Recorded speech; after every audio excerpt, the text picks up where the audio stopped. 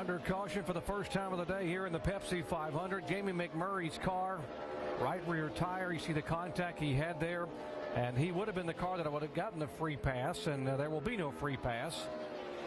And under this caution, we will have a driver change as Kyle Busch will come down, and David Gilliland standing here getting that helmet ready and getting a sip of water will climb in the 18 car. Exact lap we pitted to make it to the end. That's why we stayed out that one extra. But give those belts a touch. We're not ready here. Pace cars in. Pace cars in. Let's be ready. All right, pace cars away. Coming on down. Ready. Be ready. Be ready. Ready. Ready. Green. Green flag. Rolling. Everybody's rolling. Give me a little bit.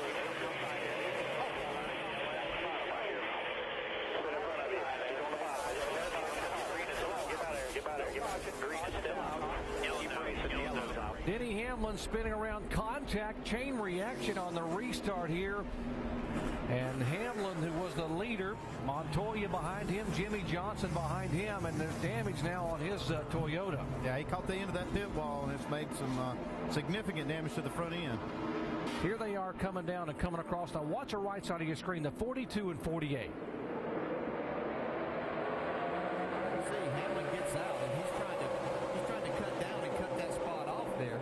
Montoya was there.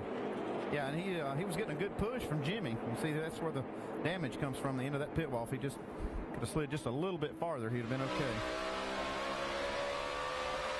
Mark Martin's vantage point looking down, and you see the contact there as Hamlin goes sliding. I don't really understand it. If you're wanting to protect that inside, why don't you get down there and start there? He had his choice as to where to start, so I think that right there was just a mistake by Denny Hamlin. Just a slight miscalculation. Yeah. There's the impact against the end of the pit wall. Pretty significant impact. Remember, even though the restart, they're still going well over 100 miles an hour. Oh, man, if he could have just gone just another foot or two, he could have missed that and had no damage at all. Tough break for Hamlin. He came in here sixth in the chase points and is headed back to the garage area to make as many repairs as they possibly can. He was the pole sitter today and had led 4 times for 21 laps.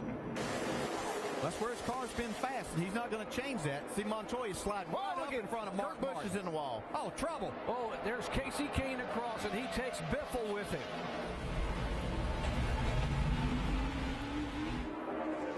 Sliding down across the grass here at over 170 miles an hour, in the caution waving again here at California. I'll show you these 2 chase cars involved in this one, top of your screen. Yeah, that was Kurt Busch getting into the wall. You see him get it extremely loose. Then he comes back and gets into Casey Kane, who Greg Biffle was just trying to miss all of that and got in the middle of it. And Kurt Busch drives away. He didn't mean to do that, but he's the one that got loose and caused this. He's pedaling far hard. Kurt Busch here, bud. Outside. Caution's out, outside. All right, from Casey Kane's cameras, his viewpoint of the 2 in front of it. You can see, he sees that happening. He just tries to get down. He thinks he's okay. As Kurt came off the wall, his car was still actually spinning the rear tires and drove him right down into Casey Kane.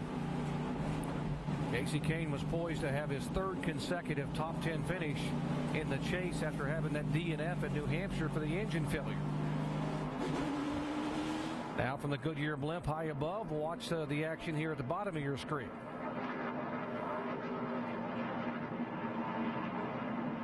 Man, it's got to be helpless feeling right there.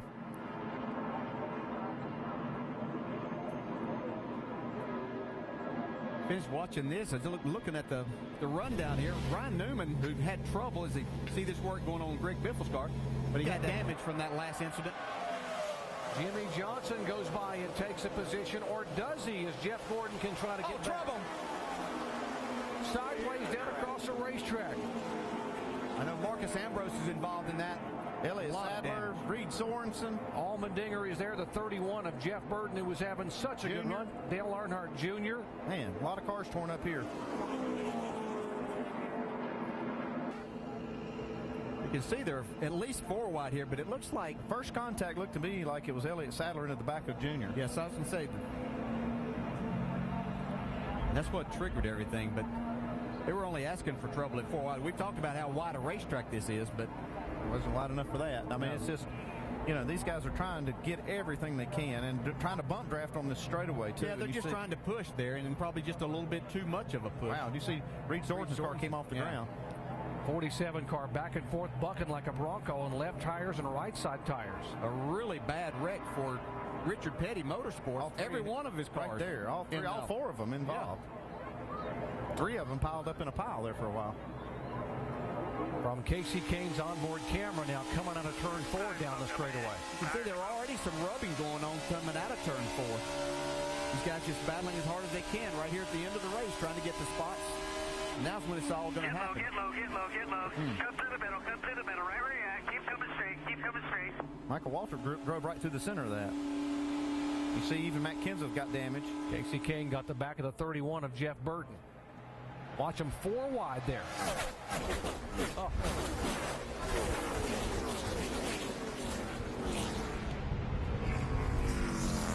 See all the parts and pieces flying off of them? Well, that's unfortunate. There were a lot of guys that were looking at some promising days after maybe struggling. Elliott Sadler and Reed Sorensen, and have it all to go away. Casey Kane had battled his way up in the top 10 before the last one.